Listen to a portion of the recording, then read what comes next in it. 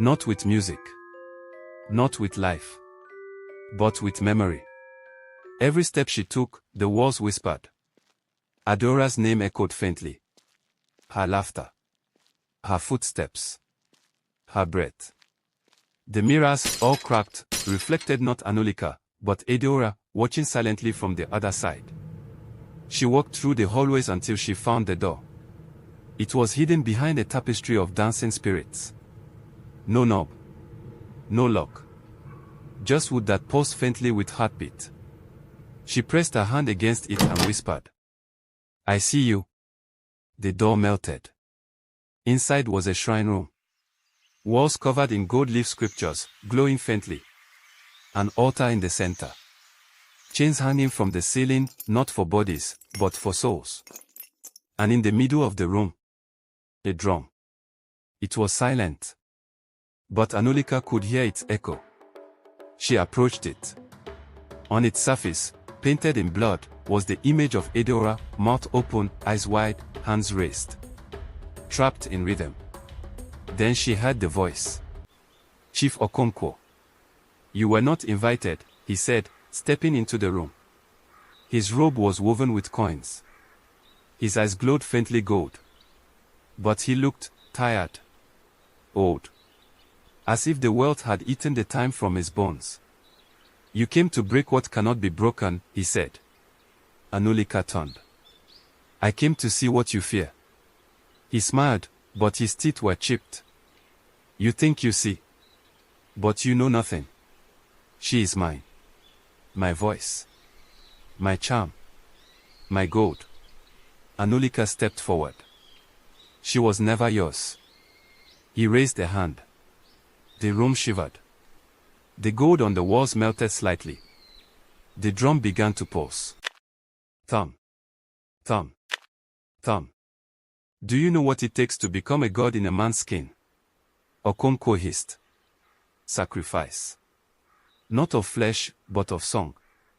Anulika closed her eyes. And began to hum. Not a chant. Not a song. But a memory. Adora's lullaby. The drum cracked. A low moan filled the room. The chains rattled. The air turned thick. The gold on Okonkwo's robe began to smoke. He roared, he roared. No. She is mine. Her song is buried. But the mirror behind the altar shattered. And from it stepped Adora. Whole. Silent. Glowing. Her feet didn't touch the ground. She reached for Anulika. Their fingers touched. And in that moment, the mansion howled. The wind burst through the room. The gold peeled from the walls like dead skin. The altar collapsed. The drum caught fire. Okonkwo fell to his knees, gold dripping from his eyes like tears. Adora opened her mouth. And sang. It wasn't loud. But it was true. And with each note, the chains crumbled. The idols cracked. The room turned to ash.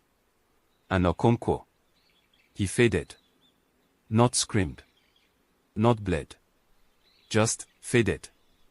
As if he had never been more than a shadow painted in gold. Anulika and Adora stood in the silence. The mansion groaned. Then collapsed. Not brick by brick, but all at once, as if held together only by lies. The villagers saw the dust rise. And from it walked two figures. One veiled in shadow. One shining like dawn. That night, the river ran clean again. The mango tree bloomed red flowers. And the coins, all of them, turned to ash. Adora never spoke again. But her song could still be heard. In the wind. In the leaves. In the hearts of those who finally remembered what they had forgotten. The mansion was gone. Where it once stood, only ashes and silence remained. But the curse, it had not been lifted. Yes, Adora had returned. Yes, the gold had cracked. But whispers still floated across Umukoma at night. And beneath the earth, something had awakened. It began with the wells. One by one, they grew bitter. The water turned yellow, thick like soup, and reeked of rusted iron and rotting cloth. Children refused to drink. Goats avoided the troughs. Next came the trees. The sacred iroko at the village square began to bleed. Not sap, blood. Thick, dark, pulsing. The elders whispered that it cried for something buried deep, something calling. And then, the dreams. Every child under 7 woke screaming. The drum. The drum is under the ground, they said. It is beating from the deep. Mama Ogwogu knew the signs. The curse had roots. And the roots had not been cut. She summoned Anulika again. But the seer girl was fading. She had not spoken since Edeora sang. She walked like a ghost. Her eyes had turned dull, as though some piece of her had been left in the drum. Still, she came. Mama Ogwogu placed kola before her. Lit 3 lamps. Burned dried turtle shell and powdered termite wings. Speak, she said. Anulika trembled. Her mouth opened, but no words came, only a humming sound. Then, with a voice not her own, she whispered. There is something beneath the ashes. Something older than Okonkwo. Older than gold. It was fed by him, but not born of him. Mama Ogwogu's eyes narrowed. A spirit. A hunger. The village elders met at the broken shrine of Amedioha. There, Anulika scratched symbols in the dirt. A spiral. A mouth. A hand holding nothing. The oldest of the elders, Podike, spoke. This is the mark of Iziaodiu. The first hunger. The mouth below. Even the wind paused to hear that name. Iziaodiu. A spirit of devouring silence, banished long ago by the priest-kings of the East, not water. Not smoke. Just absence. Floating above it was Edeora. She did not move. Her eyes were open, glowing slightly. The singer stepped forward, humming her lullaby. Adora's eyes twitched. The drumbeat staggered. But then, from the walls, roots emerged. Long bone-colored. Covered in carvings. They wrapped around the singer and dragged him in. His song ended in a gurgle. The blacksmith raised his hammer and smashed at the roots. But the metal cracked. The hunter loosed arrows, but they curved midair and fell. The priest began to chant, holding aloft his cracked mirror. And the shadow hissed. Anulika stepped forward. You were fed by Okonkwo, she whispered to the shadow. But you are not full. You will never be full. The whisper answered from the cavern's core. I devour what is silenced. Then I will give you silence, Anulika said. She raised the broken shard of mirror. And caught her own palm.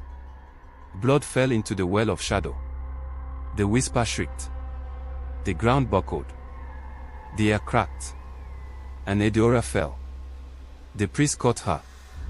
The blacksmith dragged both women back as the roots thrashed. Anulika knelt. Bleeding. Singing. The same song Edeora once sang. And with every word, the roots recoiled. The shadow trembled. And the drum stopped. The silence that followed was complete. Deeper than quiet. Like the earth exhaled, for the first time in centuries. And then, slowly, the shadows receded. The well collapsed into dust. And the cavern began to crack. They ran. Climbing. Clawing. The tunnel behind them falling in on itself. When they emerged, the sun had just risen.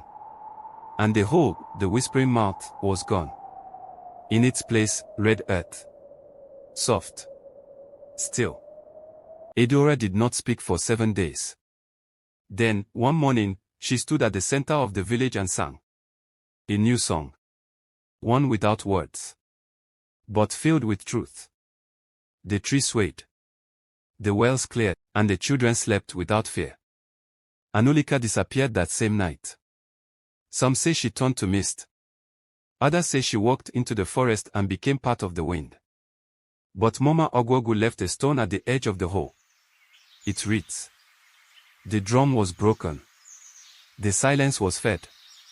But beware what still listens beneath. When the rain came to Umukoma again, it was gentle. The drums no longer beat from the earth. The cursed mansion was no more. Edora sang in the mornings, barefoot and peaceful, her laughter returning like a familiar bird.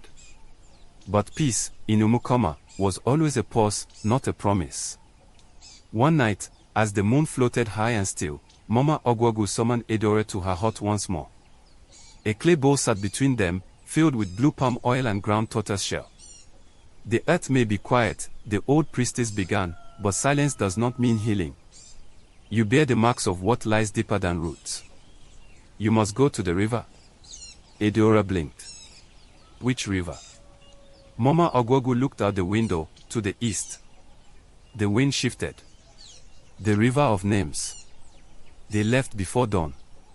Edora, dressed in simple back-dyed cloth, carried the humming drum wrapped in black silk. It had not spoken since the hole collapsed, but it paused softly at night, like a heartbeat beneath a wound. At her side was a Jake, the young hunter whose eyes had seen spirits in the caves. He carried no weapon now, only a calabash of water and a bundle of kola nuts. And leading them was Mama Ogwogu, older than stone, slower than rain, but unyielding. They journeyed eastward, past the fields where yams had once withered, through the sacred grove of dancing spiders, and into the forgotten lands, the places where names go when no one remembers them. After 3 days, they reached it. The river of names. It was wide, too wide. It did not shimmer like other waters. It had no reflection. No sound.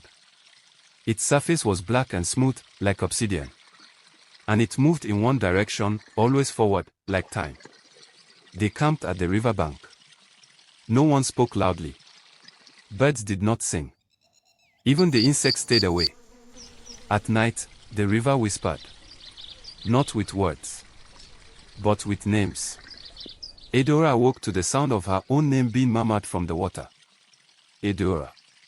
Edora. She approached.